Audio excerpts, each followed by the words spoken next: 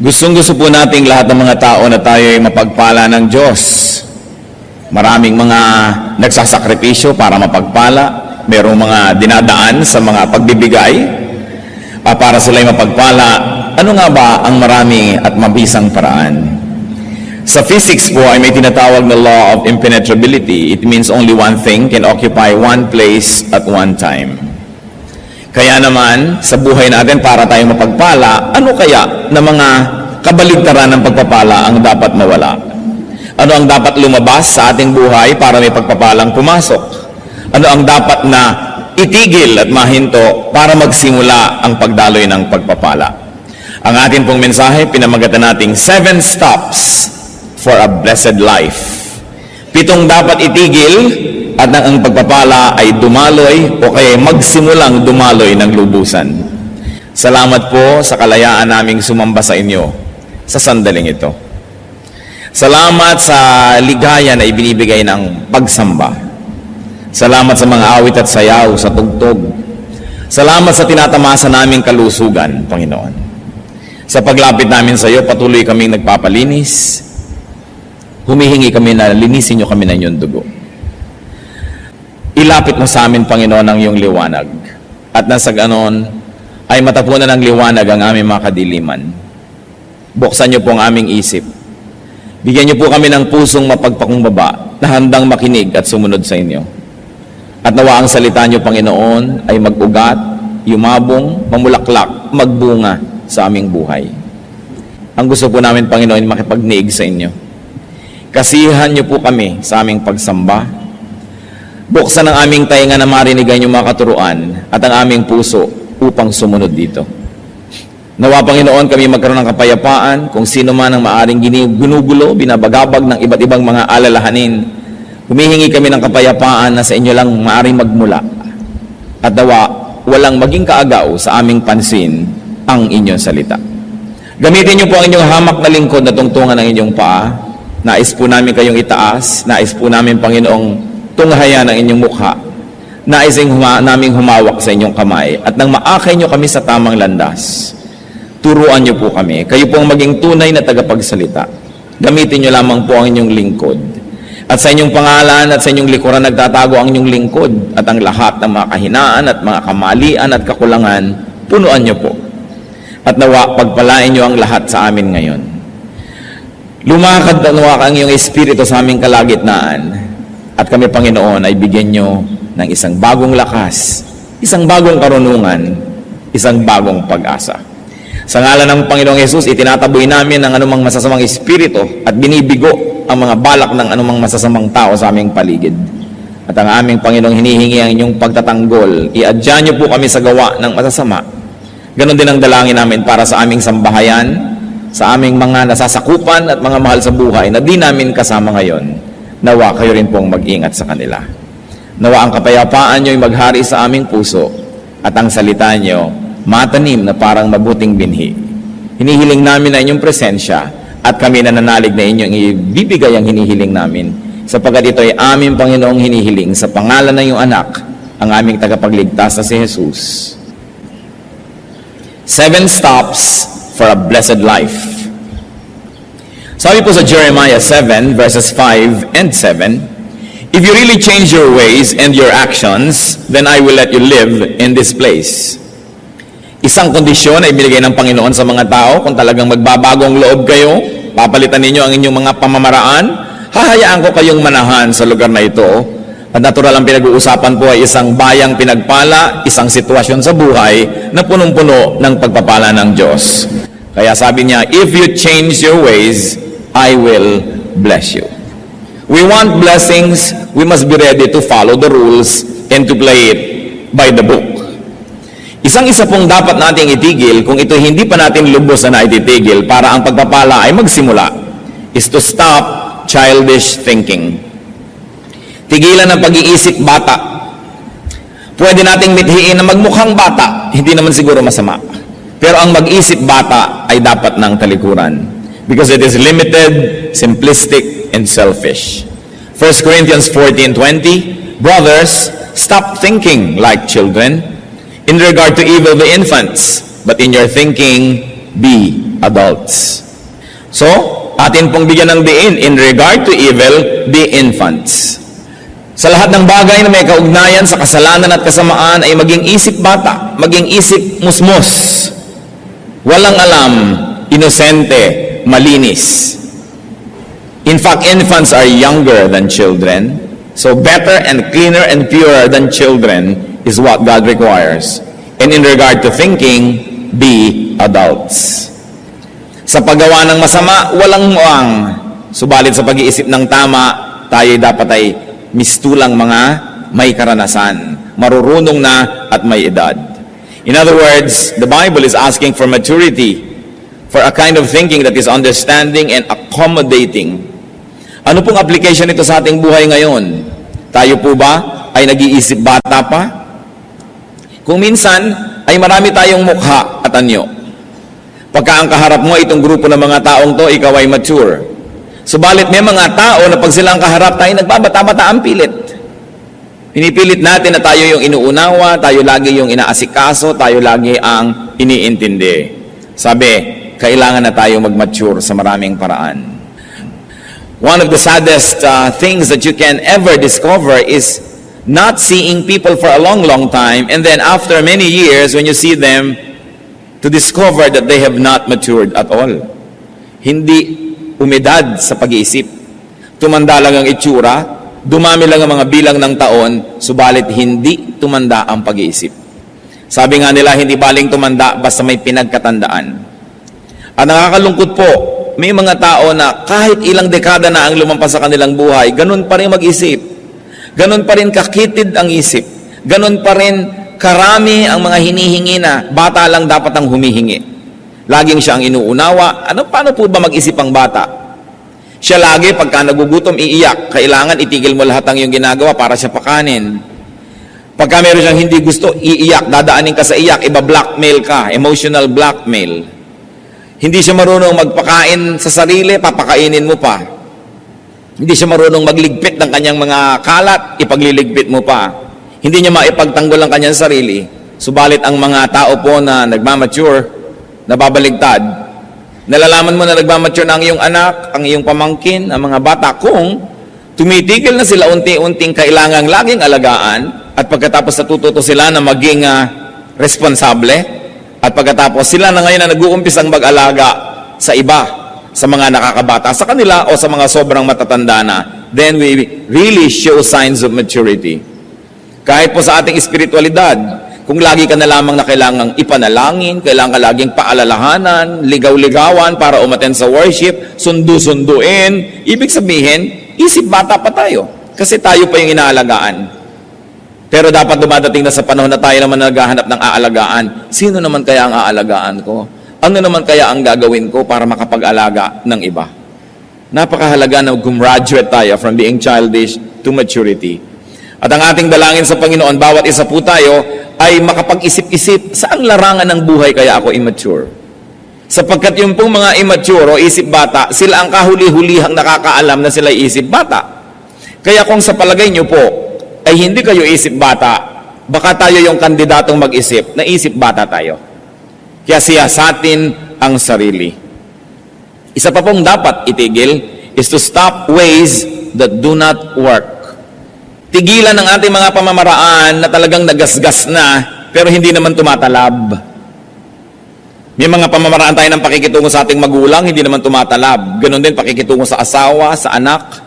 Mga pamamaraan at ng pamumuhay, pero wala namang epekto. Hindi naman nagbubunga ng mga gusto natin. Dapat nating palitan yan. Sa 1 Timothy 5:23, ano po ang payo ni Paul kay Timothy? Stop drinking only water and use a little wine because of your stomach and your frequent illnesses. Baka naman yung mahilig sa inyong maglasing, biglang ito ngayon ang inyong favorite verse. Eh hindi naman paglalasing ito, yung wine, yung table wine, nakasabay sa pagkain. Yung wine na ininom din ng Panginoon doon sa Lord's Supper. Hindi nakalalasing na inumin, kundi kasabay ng pagkain, lalong-lalo na doon sa Mediterranean area. Sabi ni Paul, alam mo na yung kainom mo lang ng tubig ay hindi tumatalab, yung sakit ng tiyan mo ay hindi gumagaling, ay tigilan mo ang pag-inom lang niyan at uminom ka ng kaunting wine at nang sa gayon ay gumaling ang iyong karamdaman. Sapagkat alam niya naman nung araw, ang mga tubig ay galing sa mga balon, galing sa kung saan-saan, maaaring may dalang sakit.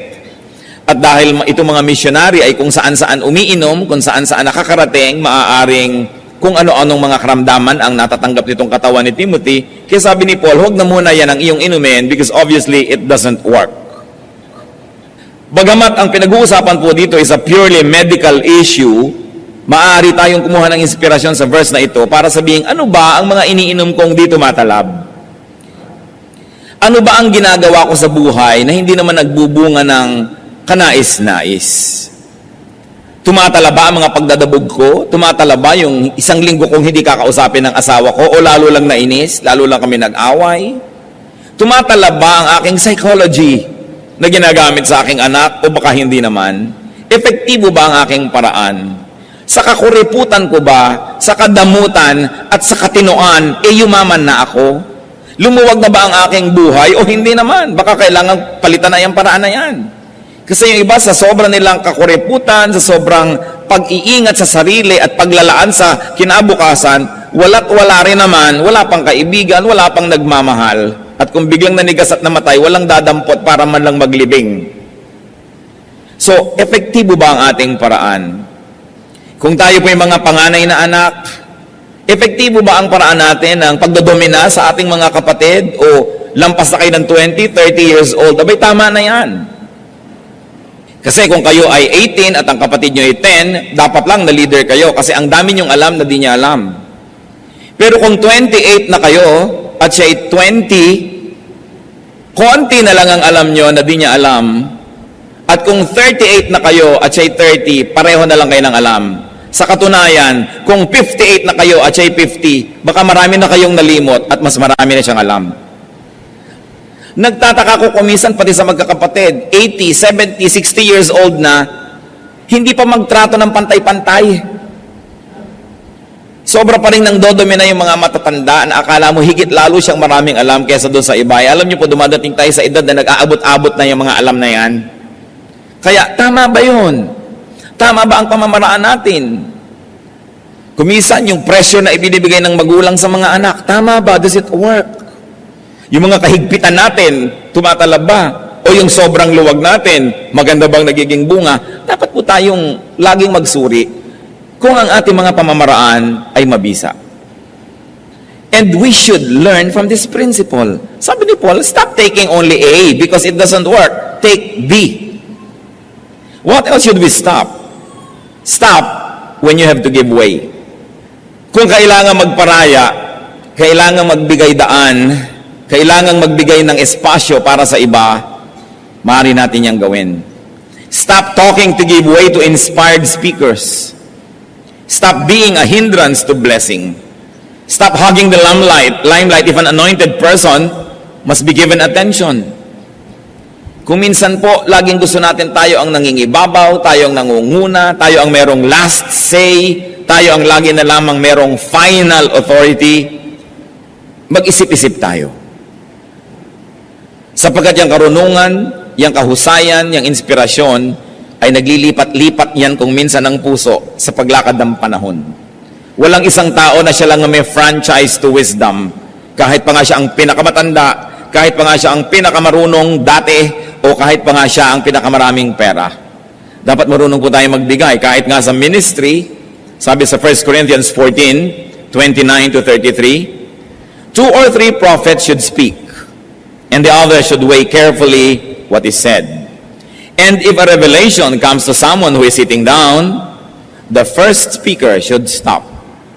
For you can all prophesy in turn, so that everyone may be instructed and encouraged.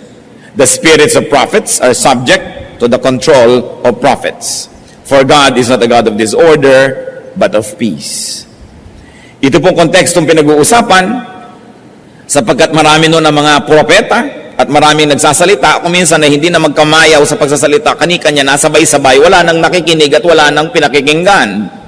Kaya ang sabi ni Paul, kung merong isa na nakaupo at hindi siya ang nagsasalita, subalit may dumating sa kanyang inspirasyon, hayaan siyang tumindig at magsalita, at yung nagsasalita tumigil muna at umupo at makinig. Ang dapat lahat ay magkaroon ng pagkakataon na marinig at makinig at nang sa gayon ang lahat ay mapagpala. Hindi natin kailangang laging dinodomina ang mga usapan.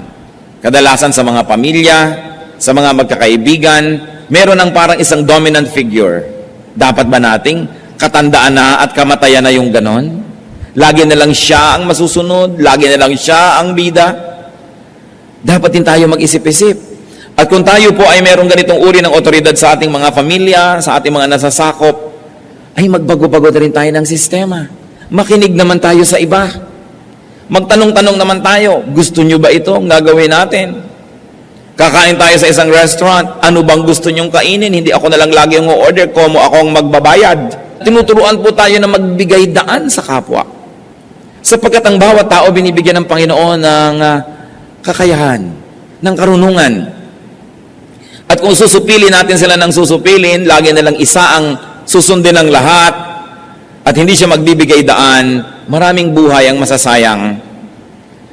Nabuhay, namatay, hindi man lang narinig ang tinig, hindi man lang nakapag-ambag ng karunungan, o kaya hindi man lang napagbigyan, and that is very unkind to do, not to give way to people. Kaya kung sino man po ang may positions of authority, positions of prominence, we've got to think about these things. Magbibigay-bigay naman ako. Hindi laging ako na lang. At pag nangyayari po ang maituturing sa biglang tingin na maliliit na bagay na ito, doon lamang natin makikita yung Espiritu ng Diyos na kumikilo sa ating buhay. Na yung pala, ang tunay na kadakilaan ay yung pagpaparaya. Na ang tunay na tayog ng isang pagkatao ay yung pagbibigay daan sa iba. Hindi laging tayo ng tayo. Kahit kung minsan sa magnobyo, kung nakagawian na laging si babae ang nasusunod, tau-tauhan na lang yung lalaki. O kaya yung lalaki ang nasusunod, anino na lang yung babae. Hindi ganyan ang pakikisalamuha at pakikitungo. Kailangan tayong maging makipagkapwa. Kaya napakaganda po ng salitang Tagalog dyan yung makipagkapwa, kapwa-tao. Ano ba yung tao? Yun ang kahulugan ng lahat ng nilikha ng Diyos na mabubuti at maganda sa atin. Hindi tayo hayop, tayo'y tao. At kung ikaw'y nakikipagkapwa-tao, yung respetong gusto mong tanggapin ay ibinibigay mo rin sa iba. Kung gusto mong tumatahimik sila pag ikaw'y nagsasalita, ay tumatahimik ka rin pag nagsasalita sila. Kahit mas bata sila, kahit mas mahirap sila, kahit mas mababa ang ranggo, dahil sila'y kapwa-tao. Pareho lang tayong may kaluluwa, may damdamin, may espiritu, parehong nilikha ng Diyos, parehong nalulungkot at natutuwa, parehong may mga pangarap at mga hangarin. At kung pagbibigyan po natin ng mga ganyan, lalo tayo halimbawang may mga kapangyarihan, mga amo, ikaw na lang may karapatang magkaroon ng sakit ng ulo. Ikaw na lang may karapatang magkaroon ng mood. Ikaw na lang may karapatan na magpahinga. Kaya nga po yung mga sensitive na mga amo o mga employers, sinasabihan din niya, maski household help o bining. Pag may isang umaga na gumising kang napakasama ng pakiramdam mo o hilo ka o masakit ang ulo mo, sabihin mo. At pagtatrabahuhin pa rin kita. Ganun kaya yon?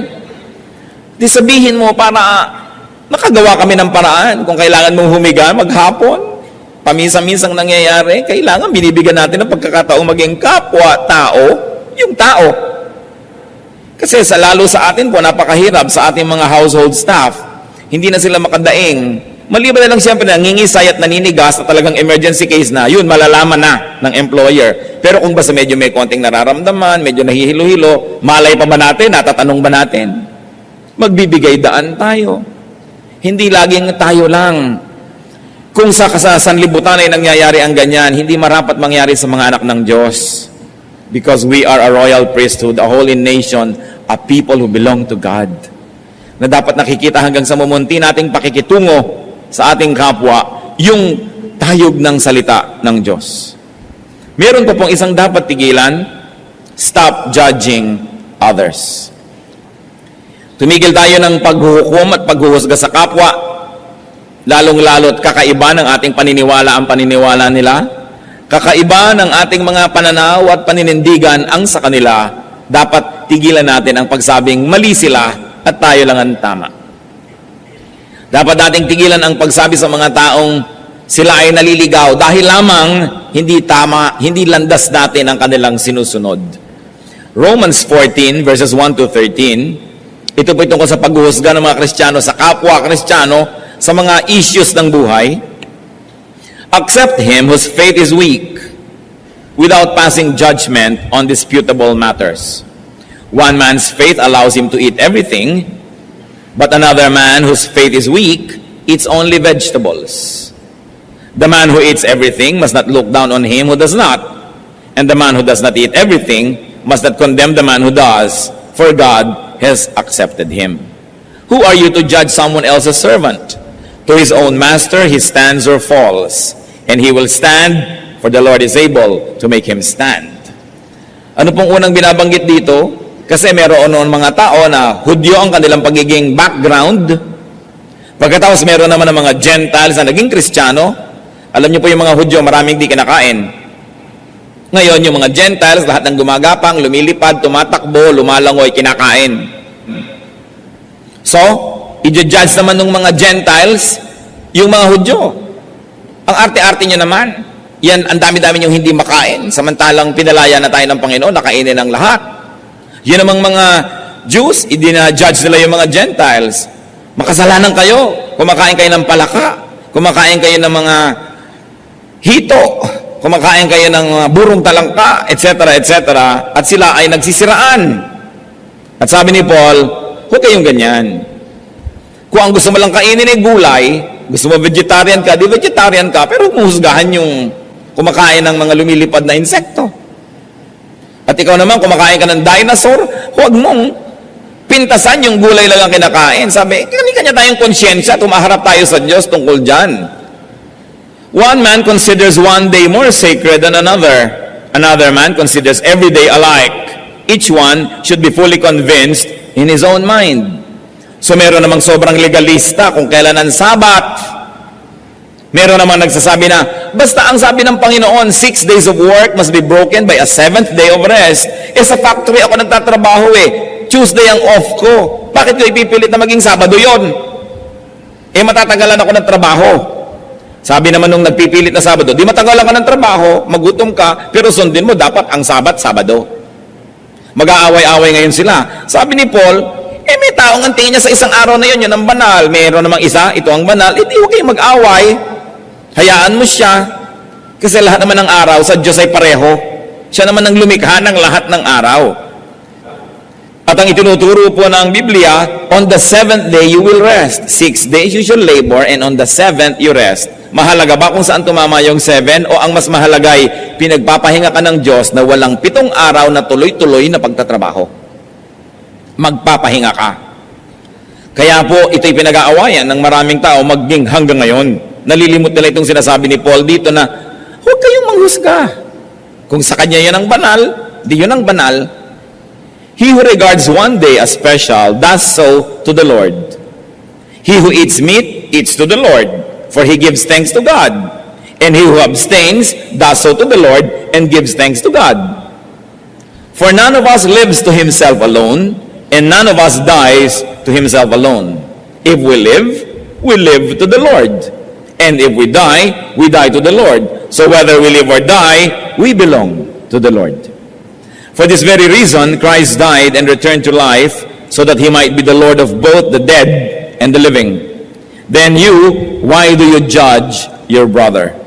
Or why do you look down on your brother?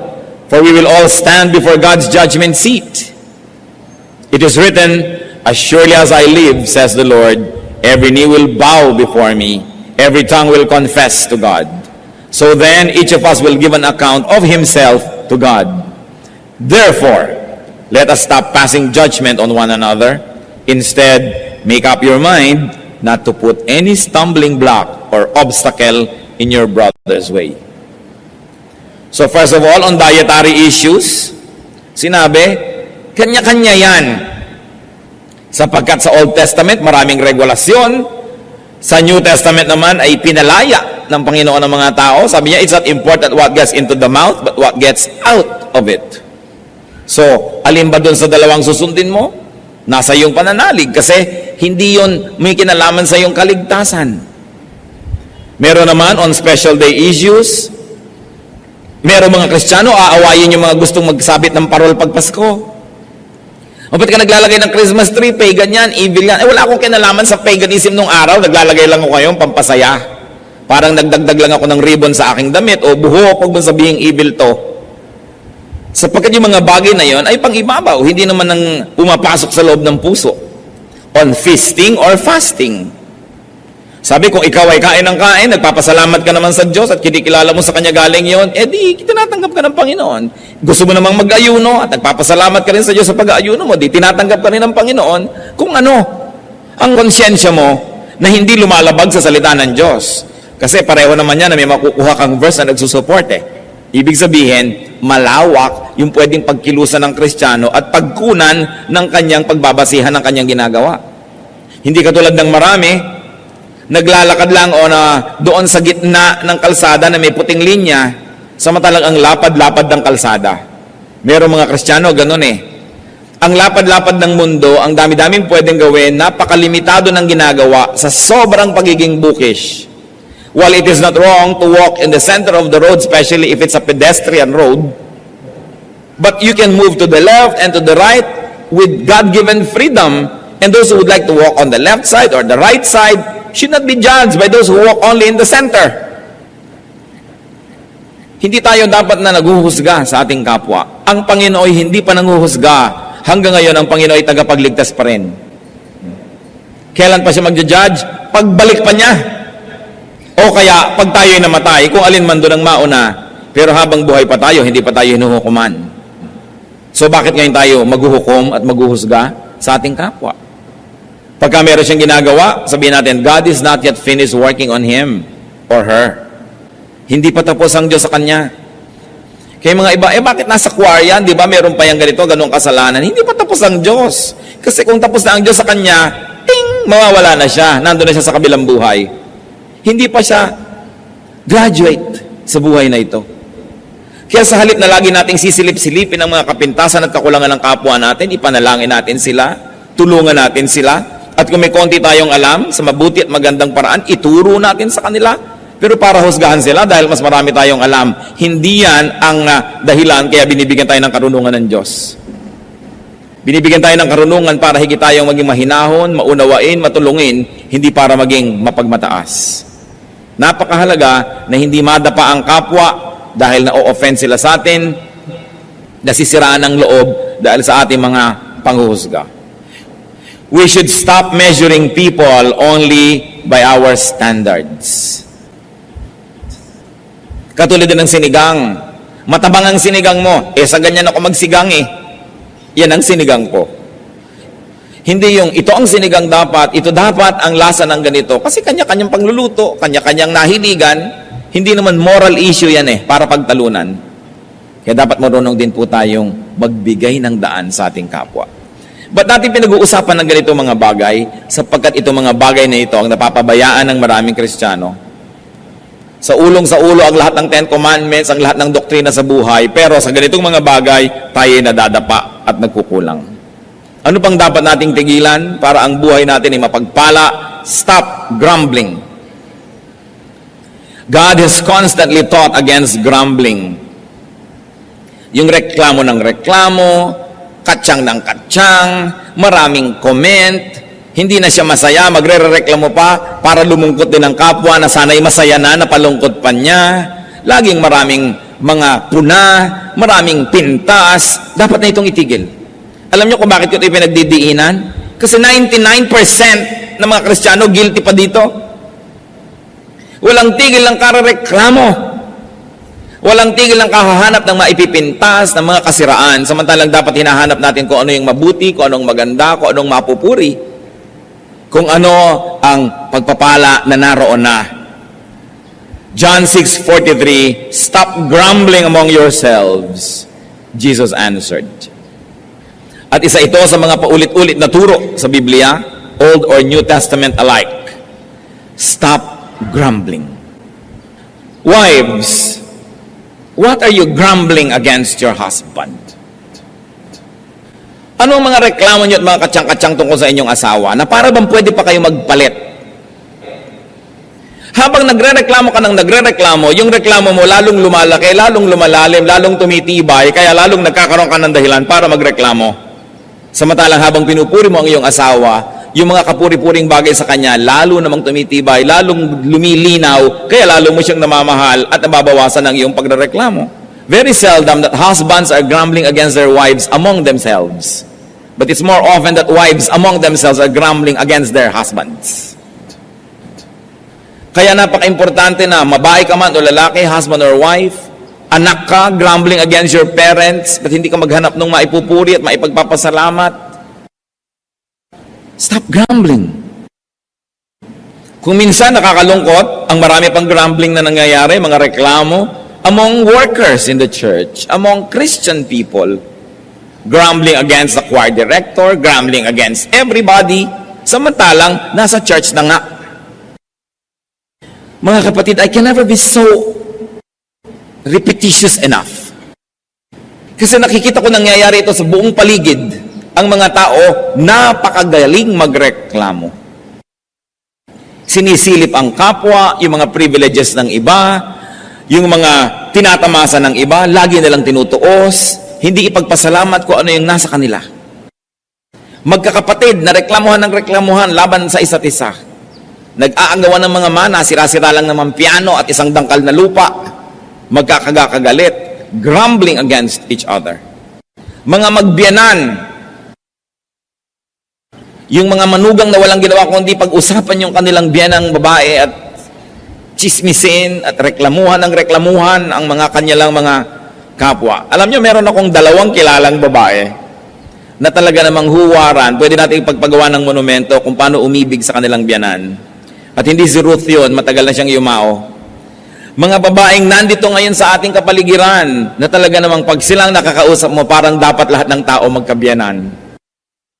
Pero natitiyak ko na ang mga biyanan nun may kakulangan din. Pero dahil nagpasya sila na mahalin ang kanilang mga biyanan. Alam nyo yan ay pagpapasya. If you decide, every little aspect of your life will follow the grand design and the big decision. But if you have decided on the other side, then every little act and thought that comes into your life will follow that direction of grumbling. Yun pong mga hindi na natin mapapalitan na karakter ng buhay natin, magpasya na tayong mahalin sila. Sapagkat pag pinagpasyahan natin yan, madali nang sumunod ang maliliit na detalye ng ating buhay. Kung meron naman po tayong mga valid complaints, talagang dapat, anong dapat gawin? Di pag-usapan. At kung talagang humahanap po tayo ng solusyon sa ating mga reklamo, hindi natin sinasabi ang reklamo natin kung kani-kanino. Pumupunta tayo dun sa tao na itinuturing nating pinagmumulan ng suliranin, at tayo ay sa mahinahon na paraan humahanap ng solusyon. Kasama sila. So you don't talk about people, but you talk with these people. Then, something positive will happen. Pwede po bang tandaan natin itong mabuti? Kasi nakakamalat na tong topic na to eh. Yung stop grumbling, yung stop talking about people, but talk with people with whom you have a problem, para malutas. Because when you talk about people, the problem will never be solved. And because walls have ears, and potatoes have eyes, even corn has ears. Anong mangyayari? Makakarating sa pinag-uusapan nyo yung balita. Magsasalita din siya, makakarating sa inyo, lumala na ng lumala, samantalang hindi naman kayo nag-uusap. Ito isa na nating palitan na paraan. Napakalaki ng bigat na mawawala sa pasanin ng tao kung matututo lang tayo na kausapin yung taong sa palagay natin ay may kinalaman sa suliranin, pero huwag siyang pag-usap-usapan. There's always a proper forum for everything. At dapat may kaayusan. 1 Corinthians 14:40, but everything should be done in a fitting and orderly way. May isa pa pong dapat tayong tigilan. Stop doubting. Faith is everything. John 20:27. Then he said to Thomas, this is the Lord saying to Thomas, Put your finger here. See my hands. Reach out your hand and put it into my side. Stop doubting and believe. Mga kapatid, mag-isip tayo. Anong pangako ng Diyos ang pinagdududahan nyo? Anong salita ng Diyos na napakalinaw sa Biblia ang pinagdududahan nyo? Sabi ni Lord, stop doubting. Believe. Ang nangyayari sa ating buhay ay inuukit at binibigyan ng anyo at kulay ng ating pananampalataya. Ang maaari lang maganap ay yung lang pinaniniwalaan natin. Faith can extend or limit us. Kaya napakahalaga, panindigan ang mga pangako ng Diyos. Hindi ibinigay, hindi isinulat ang mga pangako ng Diyos para pagdudahan. Ibinigay yan para panindigan, panghawakan, sandalan, tindigan, para tayo magkaroon ng kapayapaan, katahimikan, kaayusan sa ating buhay. Ang lahat ng patuloy pa ring nerbyoso ay kulang ng pagtitiwala sa salita ng Diyos. Ang mga lagi pa rin na sinasakmal ng takot ay kulang ng pagtitiwala sa mga pangako ng Diyos. Ang mga takot na takot maghirap at baka walang makain, salat na salat sa pananalig sa sinabi ng Panginoong Jesus. Sabi niya, look at the birds of the air. They don't even plant, they don't harvest, but your heavenly Father feeds them.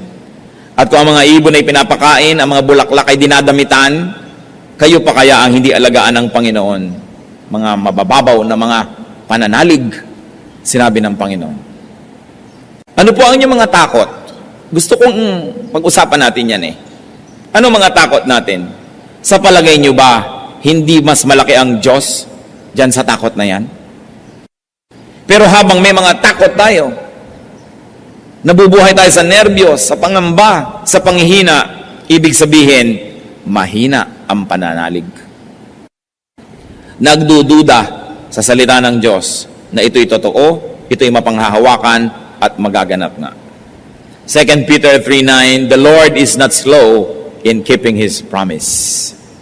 Suyurin ang Biblia, halukayin, hanapin lahat ang pangako ng Diyos, panghawakan, memoryahin. Dapat ba bang i-memorize yan? Yes. Because when you memorize and commit to memory the promises of God, you will be able to pull out the right promise at the right moment and you will be strengthened. Ang ating pagkain ay ang salita ng Diyos. Hindi ba sabi ni Satanas kay Lord, kung talagang Diyos ka, gawin mo mga pagkain niya mga bato. Sabi niya, man does not live by bread alone, but by every word that comes from the mouth of God. Anong isa sa mga kahulugan niyan?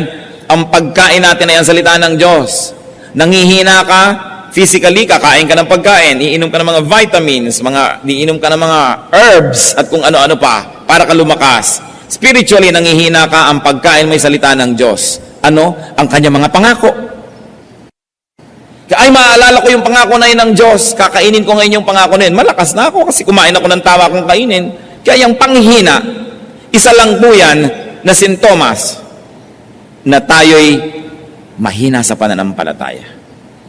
Ang mga anak ng Diyos ay victorious because God is victorious. Malalakas ang loob dahil kakampi natin ng Diyos. Masisigasig, hindi lalampalampa, hindi hihina-hina. It is the devil who comes to steal, to kill, and to destroy. But Jesus says, I have come that you may have life and have it to the full. A full life. Don't just exist. Get a life, a full life. At kailangang panghawakan natin literally ang mga pangako ng Diyos. Pag sinabing ganon, gawin. Pag sinabing tigil, tigil. Pag sinabing go, go. Pag sinabing this is my promise, claim it. Nothing happens to people who do not believe. Kahit sa mga imbensyon, nakaka-imbento yung mga tao na naniniwala sa kanilang magagawa. Kahit yung mga unang mga taong tumawid sa dagat Pasipiko nung kauna-unahang mga panahon, naniwala silang magagawa nila yon. Yung umakyat niya sa mga Mount Everest, naniwala silang magagawa nila. Pero yung mga, naku, hindi pwede yan, mahirap yan. Mahirap yan, talagang walang nararating. Kahit yung mahihirap na tao na napaasenso ang sarili sa tulong ng Diyos, dahil naniwala silang magagawa nila, habang lahat ng kanilang mga kaibigan ay nag-give up na, at nag-adik-adik na lamang, may mga nagpilit pa rin mag-aral, pinilit magsikap, ngayon umasenso sa buhay dahil naniwala sila. Yung paniniwala natin ang bubuo o sisira sa ating buhay. Kaya kailangang paniwalaan. Pati po ang ating mga anak, kung naniniwala tayong sila'y mahusay, naniniwala tayong marami silang magagawa, nagiging mahusay at maraming ang nagagawa. Pero pag naririnig kayong, yung anak ko na yan, bubing yan eh. Walang pag-asa. Ganyan lang, nagiging ganun ang performance nila. Kasi sila man na nawawala ng pananalig sa sarili. Kasi sinira na natin ang loob. At kung may isa pa tayong dapat pag-usapan ngayon, na dapat tigilan, stop sinning. Remember the law of impenetrability. Only one thing occupies one place at one time. So anybody who sins has no space for holiness. And if there's no space for holiness, there's no space for God. If there's no space for God, there's no space for blessedness, for victory, or for fruitfulness. 2 Corinthians 5:17. If anyone is in Christ, he is a new creation. The old has gone, the new has come. Ilang beses na dapat nating bigkasin, basahin, usal-usalin ang mga salitang ito bago lubos nating maunawaan. Na ang isang tao na kay Kristo ay isang bago ng nilalang. Pero marami nagsasabi, born again ako, bagong nilalang, new creation, pero old habits, old sins, old ways. A new spirit is not compatible with old sinful hearts. There has got to be renewal all the way. Matthew 9:17, neither do men pour new wine into old wineskins. If they do, the skins will burst, the wine will run out, and the wineskins will be ruined. No, they pour new wine into new wineskins, and both are preserved. Napakaganda po ng talinghaga na ginamit. Kung may bagong alak, hindi pwedeng ilagay sa lumang sisidlan na usually mga leather, mga skin ng hayop. Sapagkat sasabog lang yon kung may bago kang ilagay. Sabi, lumang sisidlan, lumang alak. Bagong sisidlan.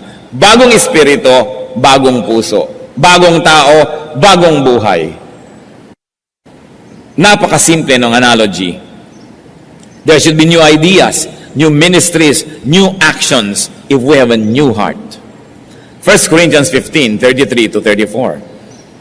Do not be misled. Bad company corrupts good character. Come back to your senses as you ought and stop sinning. New life, new friends. New lifestyle. At kung tayo may nakikitungo sa mga dati nating mga pinakitutunguhan, ay dahil lamang gusto natin silang akayin sa tama, hindi para mulit-muli nila tayong hilahin pababa. At kung nakakahalata tayo ng ating mga dating mga kapalagayang loob ay hinihila tayo pababa, dapat kahit man lang pansamantala na tayo'y umiwas sa kanila hanggang tayo'y maging malakas, hanggang dumating tayo sa punto na gano'n na tayong kalakas na pag tayo nakikisalamuha sa kanila'y sila ang nahihila na natin pataas. Pero hindi maaari na umasa tayo na magkaroon ng bagong buhay, pero lahat ng mga luma nating mga pakikitungo na may kasamaan, kamalian at kasalanan ay ipagpatuloy pa. Meron pa nga nakikiusap sa akin, Pastor, pwede po ba tayo mag-Bible study sa aming bahay? Saang bahay? Sa bahay po namin ni ganon. Panginoon kong Diyos, ikaapat mo ng asawa yan. At buhay pa yung 1, 2, 3. Ngayon, gusto mo mag-Bible study tayo sa bahay nyo. Eh di para ko na ngayong in-recognize itong relasyon na ito. Gusto mo pala mag-Bible study, tanggalin mo muna sa buhay mo yung 2, 3, 4. At ayus-ayusin mong yung buhay. Kasi oras na nakasanayan na yon, hindi na mahapdi, hindi na masakit. Ang kasalanan na inaalagaan ay wala ng kirot. At katunayan yan, pag nakasanayan ng kasalanan, pag tinatanggal mo, dun pa ngayon makirot. Pero parang isang bulok ng ngipin, ayaw mong ipabunot sa dentista dahil masakit ang pagbunot. Kaya pagtsatsagaan mo na lang na buong buhay, sumasakit-sakit. Sa buhay po natin, kuminsan kailangan ng drastic surgical procedures. Merong dapat pinuputol. Hindi na pinag-iisipan pa lalo't malinaw na inuutos ng salita ng Diyos na dapat tanggalin sa ating buhay. Kaya nga po yung isang taong pinagaling ng Panginoon, nung makita niya muli doon sa may templo, sa John 5:14, later Jesus found him at the temple and said to him, "See, you are well again. Stop sinning, or something worse may happen to you." Para po tayo tulad ng taong ito, may sakit, may karamdaman, pinagaling na ni Jesus. Sabi niya, aba, magaling ka na pala, ha? Di ba't pinagaling kita? Opo. Sabi ni Lord, tigil-tigilan na ang mga kasalanan, ang pagkakasala, dahil maaring may mas masahol pang mangyari sa'yo kesa nung bago kita pinagaling. Stop sinning, or something worse may happen to you. That is from the mouth of the Lord. At sa palagay nyo, ito'y isinulat sa Biblia para lang tingnan natin as history. No, this is current events. Because this is universal message. It's telling us, stop sinning, or something worse may happen to you. So do not just wish and pray for blessedness. Take concrete steps. Stop childish thinking. Stop ways that do not work. Stop to give way to others. Stop judging others. Stop grumbling. Stop doubting. And very importantly, stop sinning. And when we stop these things, we begin to go for glory. Because only one thing occupies one place at one time. Unless you stop doing wrong, you cannot begin doing right. Heavenly Father, thank you for your reminders. Salamat sa kabutihan nyo. Salamat sa mga paalala. Dalangin namin, ito man lang 7 na pinag-usapan, huwag mawala sa aming alaala. Maipamuhay namin.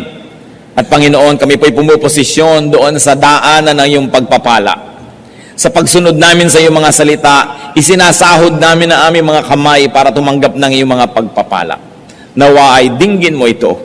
At nawa ang pagbabago'y makita mo sa amin at nang sa gayon, matupad ang mga mabubuti mong hangarin sa amin.